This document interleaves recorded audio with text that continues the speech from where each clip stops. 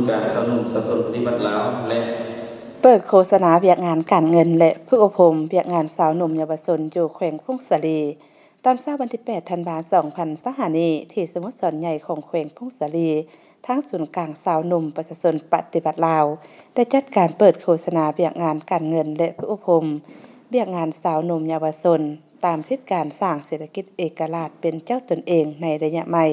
โดยการเป็นประธานของท่านบุญยงเพชรพิสัยกรรมการส่วนกลางสาวหนุ่มประชาชนปฏิบัติลาว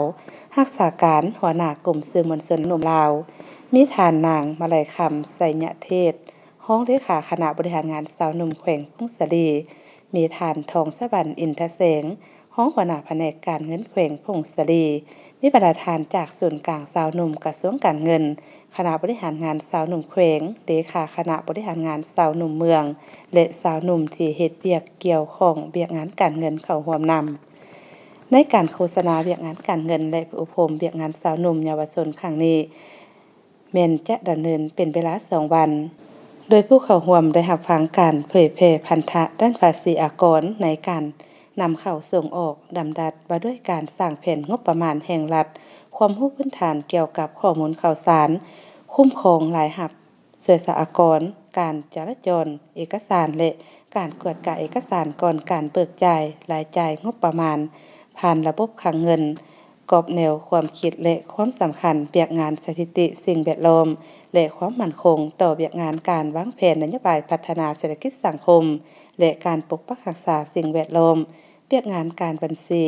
พร้อมนี้ยังจะได้ฝึกอบรมเวียกงานสาวหนุ่มเยาวชนเป็นต้นแม่นเวียกงานของการเวียกงานเยาวชนอนุชน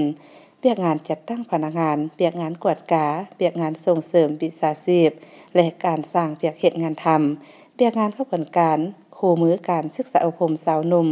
และเวียกงานสื่อมวลชนจุดประสงค์การฝึกอบรมในครั้งนี้แม่นเพื่อเผยแพร่นิติกรรมเวียกงานการเงินและเวียกงานสาวหนุ่มเยาวชน